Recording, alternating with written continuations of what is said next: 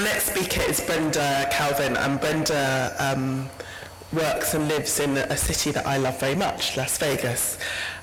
She is the broker owner of the Calvin Group, which is a specialist real estate organisation dealing with the sale of luxury high-rise properties. So, Brenda. It's like in the middle. Thank you. Thank you so much for allowing me to speak to you today. I'm going to talk to you about the selling of luxury high-rise condominiums. The selling of residential high-rise in an on-site environment is a vital part of the success of any residential building. This type of selling is an art, a very specialized, intricate profession. The truly great salespeople listen to potential buyers, giving the sales team and consequently the developer a unique advantage of having the pulse of the marketplace.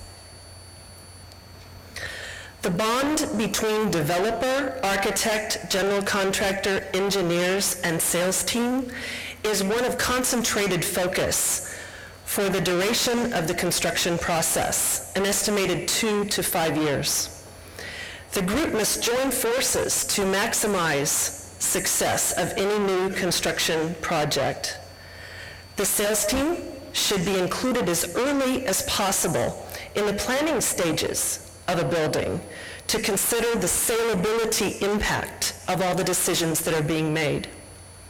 After all, the sales team consistently is listening to the buyer's likes and dislikes.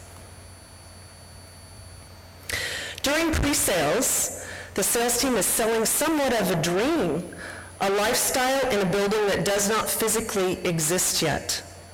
Therefore, the skill of vivid picture painting is an asset, as a large portion of the population cannot visualize from simply looking at a floor plan. In order to sell with accuracy, the salesperson must be able to understand the architectural plans. Certainly technology and 3D animation, virtual tours, have become such an asset. But to give you a sense of this is an actual building that I sold, and this is a two-dimensional black and white drawing of a floor plate. And so my job is to show someone this and to get them to visually, envision the product.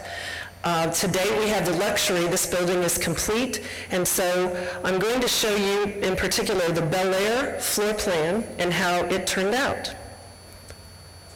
So there it is. So basically you can see the variance that we're dealing with from this to this. Let's give a little consideration to who the luxury buyer is. The luxury real estate buyer is a very sophisticated real estate purchaser, extremely knowledgeable about the marketplace. They own multiple homes concurrently in 5 or 6 homes in different parts of the world. And they do not mind paying a little extra for quality materials and finishes. As a result, the luxury buyer has very high expectations of not only their unit, but the conveniences, services, and amenities of the building. What influences the purchase of a luxury high-rise? Well, many things. But whether a prospect is purchasing in your building or a competing building, sometimes it is simply just a logistical matter of timing. Maybe your competitor is going to be complete prior to your estimated completion. But here are a few of the top reasons that prospects purchase in a luxury high-rise.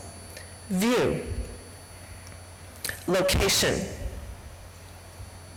security, interior finishes, amenities, perceived prestige, price, technology, sustainability, exterior architecture, common areas, and the interaction with the salesperson. In fact, as much as 85% of a purchasing decision today is based on the interaction that your buyer is having with your sales representative. This means that the sales team's preparedness, charisma, and sales ability is one of the developer's key instruments in attaining success.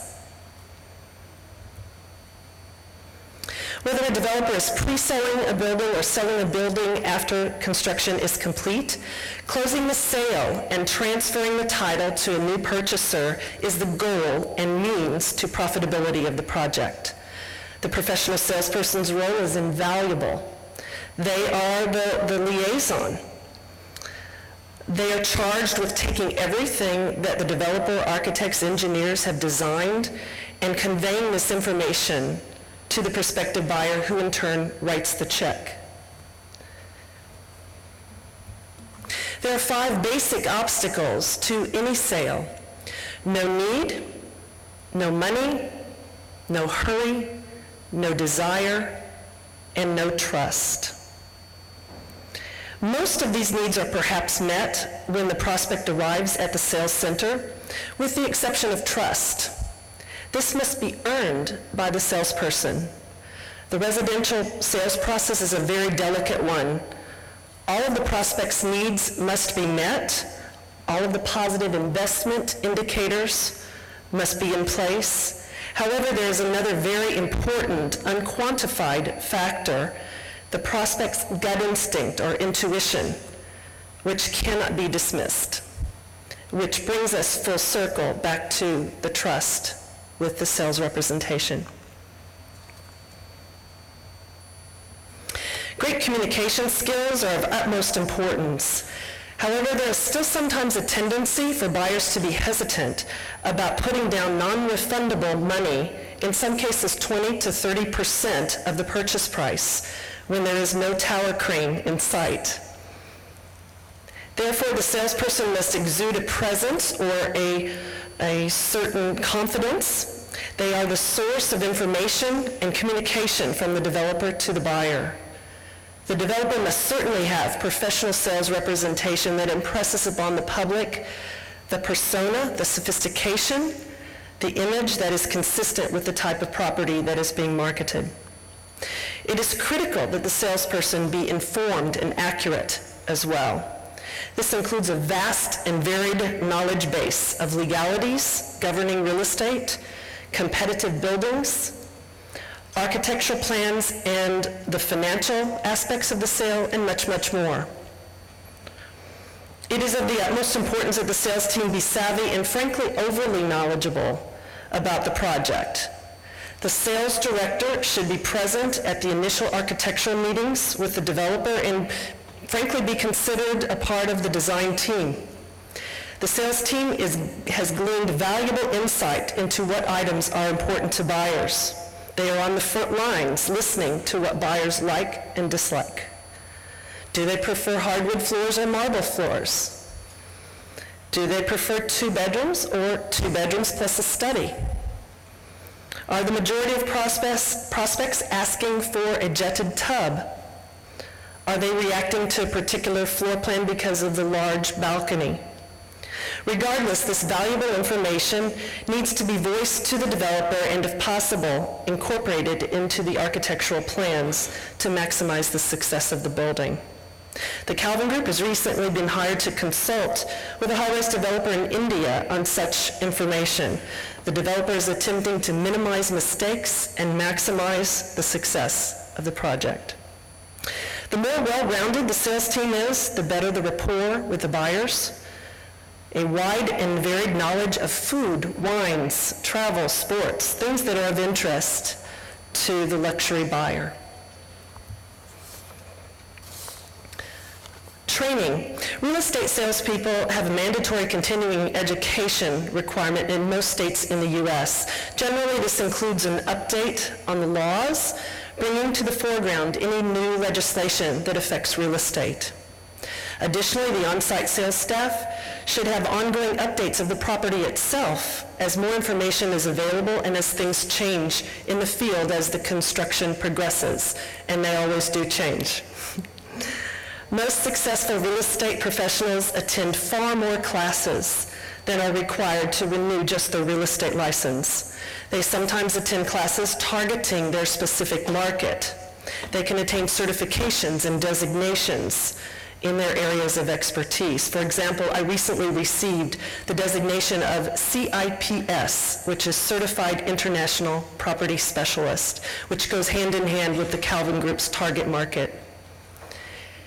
An agent gains much by attending sales and marketing seminars. There are many companies who provide such important training dealing with motivation, negotiation, time management, and goal setting. The sales center is of particular importance in the sales process. I believe that you have one chance for a first impression with a prospect. Using all of one's senses is of particular impact. Music softens the sales environment. Usually instrumental music is of benefit so that the salesperson and the potential buyer can converse without the words of a singer. It should be music with no commercials, piped through a quality sound system which conveys the feeling of the project. This is a perfect opportunity also if the developer is offering a technology package with the purchase of the high-rise to demonstrate the audio, video, etc. The sales center should also incorporate beverages and so forth. For example, in Las Vegas, we have a very dry desert environment. This is not uncommon for the visitors to the city to become dehydrated. Cold water and soft drinks are a great idea to have on hand. On occasion, I've recommended to developers to have a cappuccino bar in their sales center. And it's been quite successful. This encourages the prospect to linger in the sales office and basically fall in love with the property.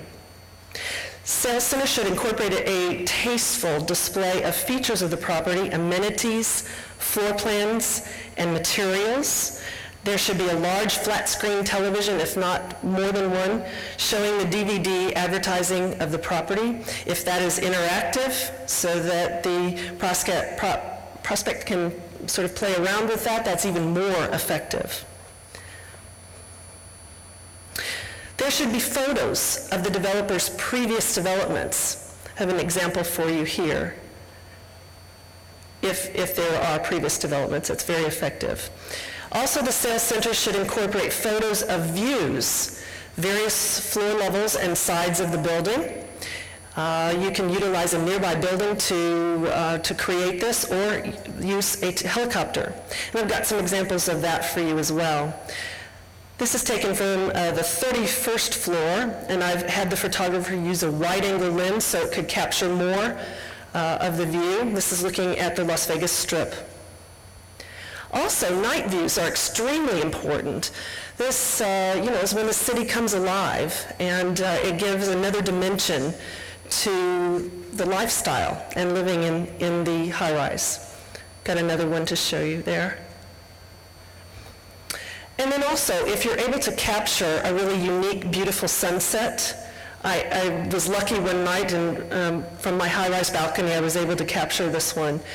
It just shows the prospect that, your artwork becomes the sky. It's, your landscape and the sky included becomes moving art. And so even lightning storms, clouds, unusual clouds moving across the sky. It's a very effective tool. Then also a sales model is extremely important, designed with exquisite decor for the prospect to touch and feel all of the materials. This is not the arena for the developer to budget. The developer should spend a sizable amount on opulent furnishings for the model as well as the sales center. This allows prospects to move into the residence in their mind. The prospect begins to see themselves living or spending time in the home. The importance of this is significantly underrated. It is vital that this home be accurate to what the developer is building in every way. If an item is value engineered, out of the project, the model and the sales center must be changed so that it is accurate. Got some examples for you on this as well. This is a model home, and you can see that we're incorporating artwork, some beautiful furnishings. It's also very unusual. It has a dining room table that is in the shape of the baby grand piano, and you can see that that's suspended by metal cable to the second floor ceiling. So prospects fall in love with those unique features. Again, color is an exciting, stimulating thing for the prospective buyer to see. Also, to be able to touch and feel the granite countertops, the cabinetry, appliances, etc. Marketing. Great marketing is a function of the combination of things, a combination of direct mail, eye-catching site signage, billboards, print media, internet exposure, including your website, public relations, collateral materials, DVD presentations, and sales personnel performing on cue and documenting the feedback as to where that prospect heard about the property. And all of this assumes that you have done your homework to connect the product type with the target market. Marketing high-rise residential starts with a broad stroke of marketing in all of these disciplines. Then, based on the source of where the majority of prospects heard about the project, begin to focus or narrow the approach in the direction of the proven success. Now, this is only a glimpse of the recommendations on marketing. A separate presentation and paper could be written on just the marketing of residential high-rise. However, marketing is so vital to the sales result that I would be remiss if there was no mention of marketing at all. The truly successful on-site agents are a rare combination of right brain and left brain tendencies.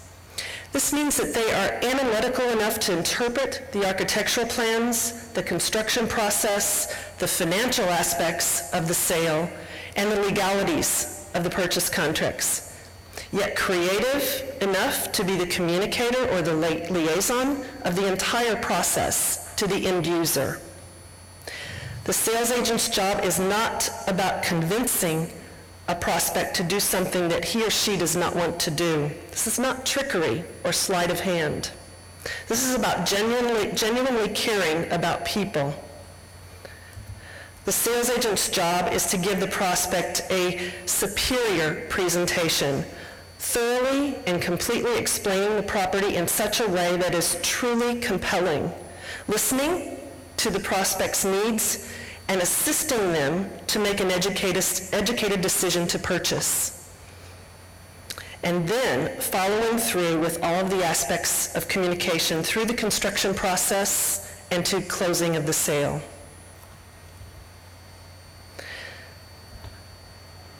When the goal is accomplished, the sales team has a very satisfied new homeowner and a happy, profitable developer. The process has many, many moving parts along the way, but it is truly gratifying to see the result. In the end, a building was able to be built. As a result, all of the professionals involved can take great pride in the fact that a building now stands because different professions worked cohesively together and appreciated one another's craft. The structure standing tall is a co-creation that many will call their home.